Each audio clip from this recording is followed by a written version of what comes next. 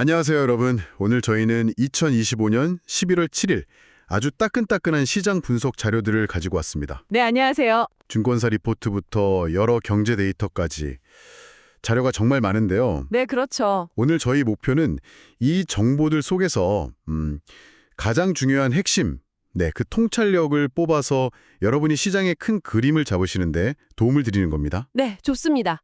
요즘처럼 변동성도 크고 방향 잡기 좀 어려울 때일수록 이런 정보 속에서 진짜 맥락을 짚는 게 중요하잖아요. 맞아요. 오늘 자료들 보면서 최근 시장을 움직이는 변수들, 또 그 배경에는 어떤 얘기들이 있는지 앞으로 뭘 주목해야 할지 좀 깊게 파고 들어가 보죠. 좋습니다. 그럼 글로벌 시장부터 한번 살펴볼까요? 지난밤에 미국 증시가 좀 내렸고 유럽도 약세였는데 아시아는 그래도 중국이나 한국은 좀 선방하거나 오른 곳도 있었어요. 혼조세였죠. 네, 맞아요. 특히 미국 시장 분위기가 안 좋았던 게 눈에 띄는데 그 이유가 뭘까요? 네, 크게 보면 한 두 가지 정도 요인이 있었던 것 같습니다. 첫째는 이거 계속 나오는 얘기인데 AI 관련주들 너무 비싼 거 아니냐, 이 고평가 논란이고요. 아, 또요? 네. 그리고 둘째는 이게 시장에 좀 충격을 줬는데 미국의 10월 감원 소식입니다. 그 챌린저 보고서라고 있잖아요. 네네. 기업들 감원 개혁 쉽게 하는 거요. 여기에 보니까 10월 민간 기업 감원 규모가 자그마치 15만 3천 명. 15만 3천이요? 와. 네. 이게 10월 기준으로는 22년 만에 최대치라고 합니다. 어휴, 정말 큰 숫자네요. 이게 구체적으로 시장에는 어떻게 영향을 미쳤습니까? 바로 그 소식이 나오면서 연준이 혹시 금리 인하하는 거 아니야? 이런 기대감이 다시 확 살아났어요. 아, 그러네요. 얼마 전까지만 해도 연준 위원들이 계속 매파적인 발언들을 쏟아냈잖아요. 금리 더 올릴 수도 있다, 인플레 확실히 잡아야 한다 이러면서 12월 인하 기대가 확 죽었었는데. 정확합니다. 딱 그런 분위기였는데 갑자기 고용시장이 이렇게 예상보다 훨씬 빨리 식어버리는 신호가 강하게 나오니까요. 네. 시장에서는 이러다 경기 침체 오는 거 아니야? 연준이 금리 내려야 할 것 같은데? 이런 심리가 확 퍼진 거죠. 분위기가 확 바뀐 겁니다. 그 결과로 미국 국채 금리가 눈에 띄게 내렸고요. 10년물이 4.08%대까지 떨어졌습니다. 달러 가치도 약세를 보였어요.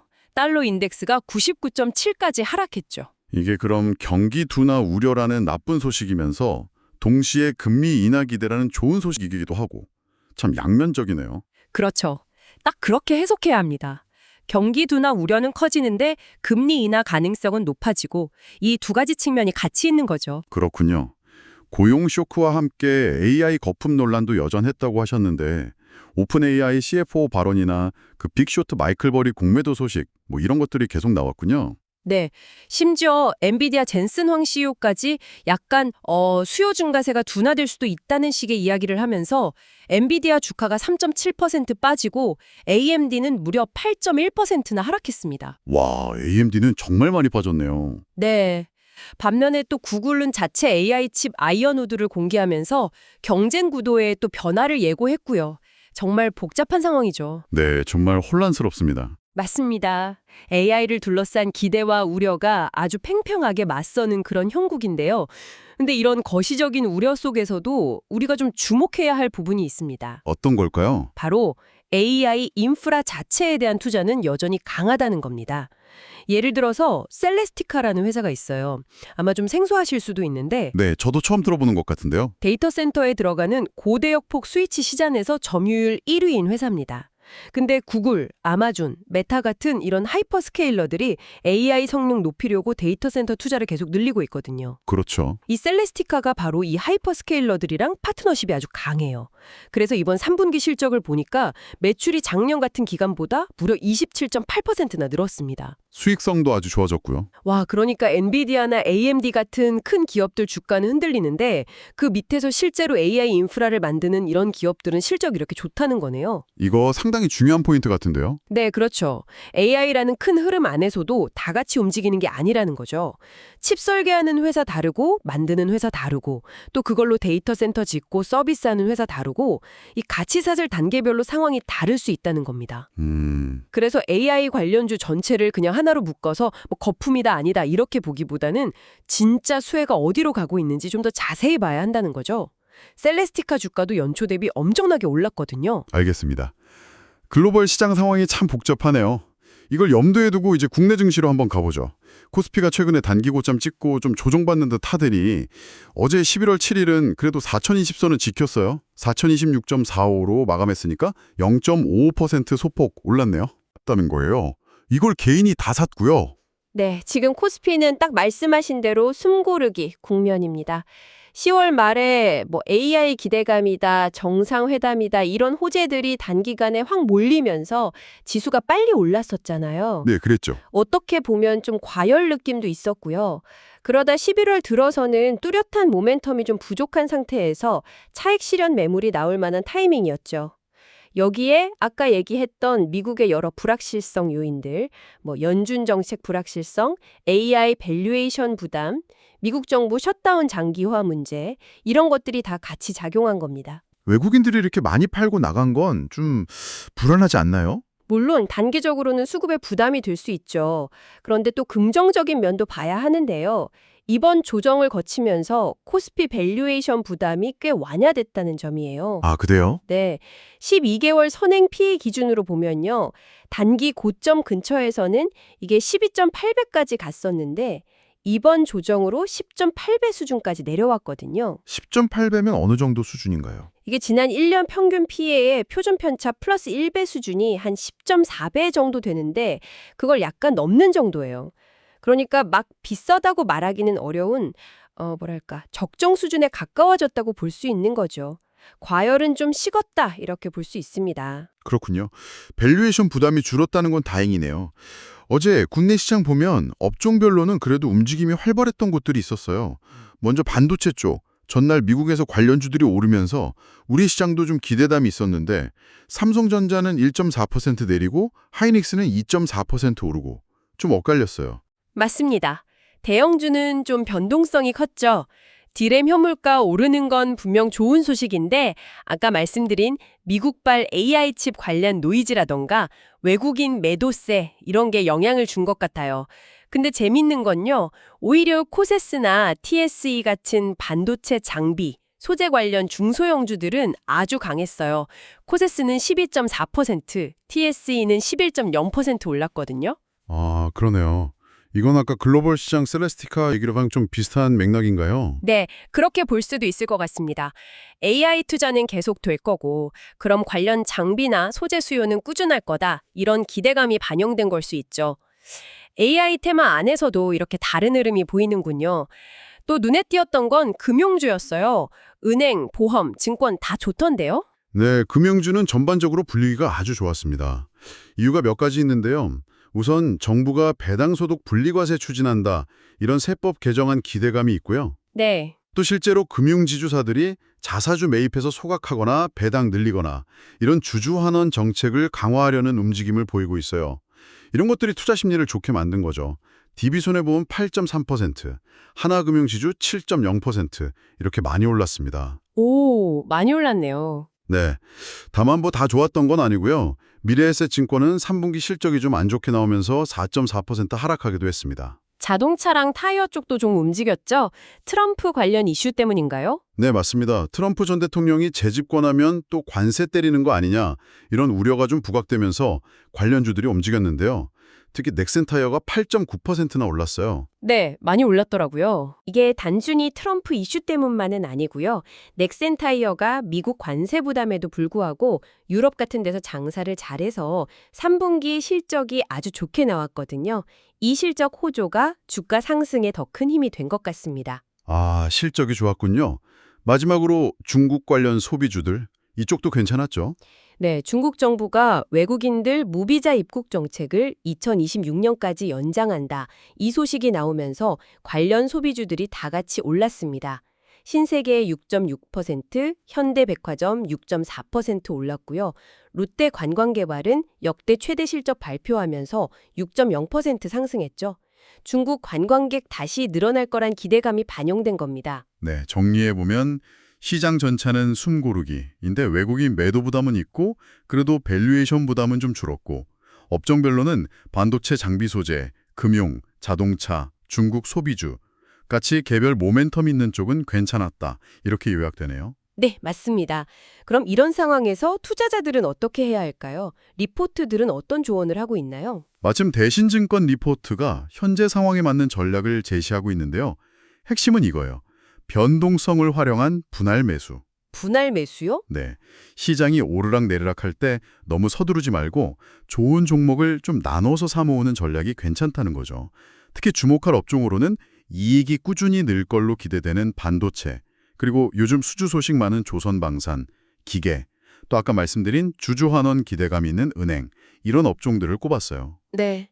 이런 주도 업종은 계속 관심을 가지면서 동시에 실적 시즌 지나면서 상대적으로 소외됐던 제약바이오나 유통, 음식료 같은 쪽으로 순환매, 그러니까 돈이 옮겨갈 수도 있으니 그 기회를 노리거나 아니면 실적에 비해 주가가 싼 저평가 종목을 찾는 매매 전략도 생각해 볼 만하다는 의견입니다.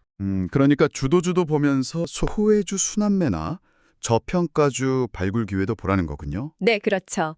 지금 시장이 잠깐 쉬어가는 국면이지만 그 안에서도 기회는 찾아볼 수 있다는 이야기입니다.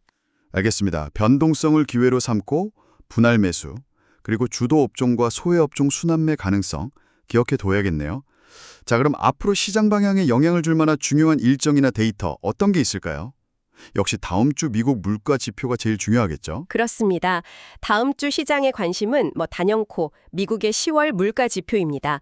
13일에 CPI, 14일에 PPI가 발표되는데요. 네. 이 결과가 시장 예상치에 부합하거나 예상보다 더 낮게 나와서 인플레 압력이 좀 약해지고 있다는 신호를 보여준다면요.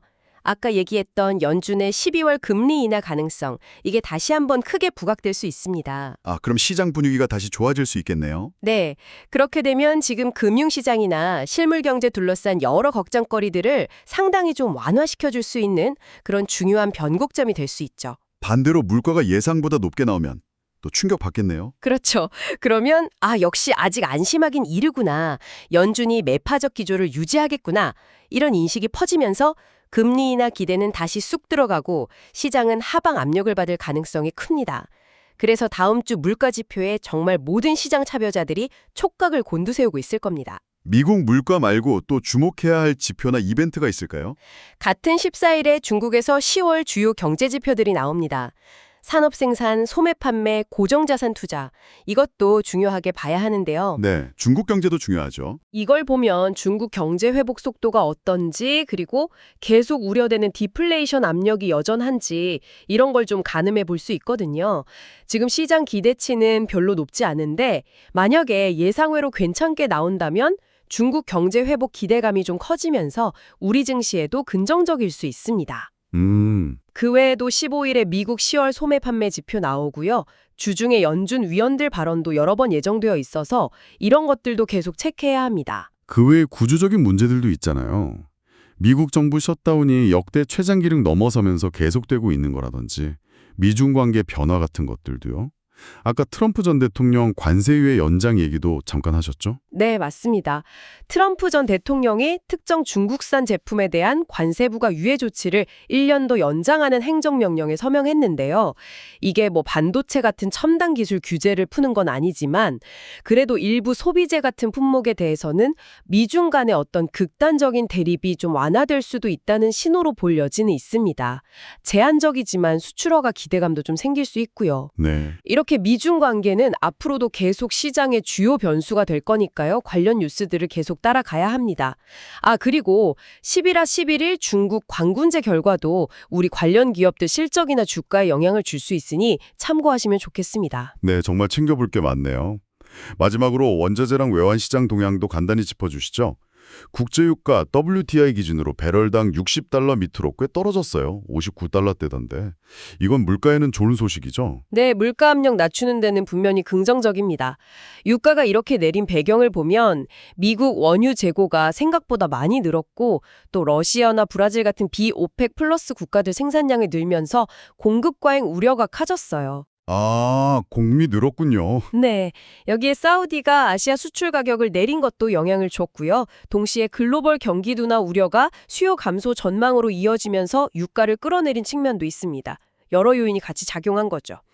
금 가격은 비교적 안정적이네요. 온스당 3,991달러. 그렇습니다. 금값은 지금 여러 힘이 좀 맞서고 있는데요. 한쪽에서는 연준 위원들 매파 발언 때문에 추가 금리 인하 기대가 좀 약해지면서 금값에는 하방 압력이 있고요. 네. 네, 다른 한편에서는 미국 정부 셧다운 장기와 같은 정치적 불확실성이 여전하니까 대표적인 안전자산인 금에 대한 선호 심리가 또 가격을 받쳐주고 있는 모습입니다. 원달러 환율은 아까 잠깐 얘기했지만 여전히 1,450원 가까이, 1,449.3원. 상당히 높아요. 글로벌 달러는 약세라면서 왜 원화만 이렇게 유독 약할까요? 이게 참 요즘 외환 시장에서 나타나는 흥미로운 지점 중 하나인데요. 이론대로라면 달러 인덱스가 내리면 원달러 환율도 내려가야 하는데 지금은 안 그렇잖아요. 네, 그러게요. 그 이유가 전반적인 달러 약세에도 불구하고 유독 한국 시장에 대한 위험의 피심리가 강하게 작용하고 있기 때문으로 보입니다. 특히 국내 증시에서 외국인 자금이 계속 빠져나갈 수 있다는 우려, 이게 원화 가치를 누르는 압력으로 작용하는 거죠. 아, 외국인 자금 유출 우려 때문이군요. 네, 밤사이 NDF 시장에서는 환율이 1,446원대까지 좀 내리긴 했지만 당분간은 높은 변동성이 좀 이어질 가능성이 있어 보입니다. 알겠습니다. 자, 오늘 저희는 2025년 11월 7일자 시장 및 경제 분석 자료들을 토대로 글로벌 국내 시장 주요 현황과 앞으로 주목할 포인트들을 좀 깊이 살펴봤습니다. 네, 정리해 보면 글로벌 시장은 AI 고평가 논란에 미국 감원 쇼크까지 겹치면서 연준의 다음 행보에 대한 불확실성이 다시 커지고 있고요. 국내 증시는 단기 과열을 시켰지만 외국인 매도세와 대외 변수 영향으로 여전히 좀 조심스러운 흐름이네요. 네, 맞습니다. 당장의 시장 방향키는 역시 다음 주 미국 물가 지표가 쥐고 있다고 봐야겠죠. 여기서 금리 인하 기대감이 다시 살아나느냐, 꺾이느냐에 따라서 단기적인 시장 분위기가 크게 달라질 것 같습니다. 또 중국 경제지표 결과나 계속 나오는 AI 관련 뉴스 흐름도 잘 지켜봐야 하고요. 오늘 여러 자료 분석하면서 개인적으로 좀 흥미로웠던 지점이 있었어요. 아까 미국 10월 감원 통계에서 IT 업종에서만 32,000명 해고됐다고 하셨잖아요. 네, 그랬죠. 근데 일부 리포트에서는 이게 단순히 경기 위축 때문만이 아니라 어쩌면 AI 기술 도입 때문에 기업들이 인력 구조 조정이나 효율성 제고에 나선 결과일 수도 있다. 이런 분석을 내놓더라고요. 네, 바로 그 지점입니다.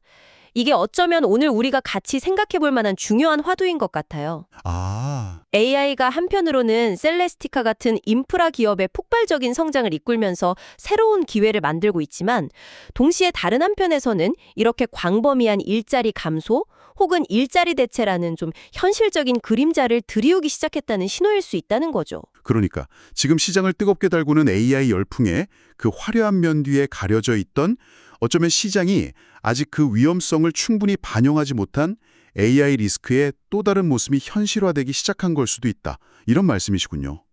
듣고 보니 정말 의미심장하네요. 네. AI 기술 발전이 가져올 미래가 우리가 그냥 기대하는 것처럼 마냥 장밋빛만은 아닐 수 있다는 점이죠. AI가 만들 기회와 함께 그 이면의 도전과 위협에 대해서도 우리 사회가 좀 더 깊이 고민하고 대비해야 할 시점이 아닌가 싶습니다. 이 방송 듣고 계신 여러분께서도 한 번쯤 진지하게 생각해 보시면 좋을 질문인 것 같습니다. 네. 오늘 저희가 준비한 깊이 있는 이야기는 여기까지입니다. 다음 시간에도 여러분의 지식 창고를 채워드릴 유익하고 흥미로운 자료들로 다시 찾아뵙겠습니다. 들어주셔서 고맙습니다. 네, 고맙습니다.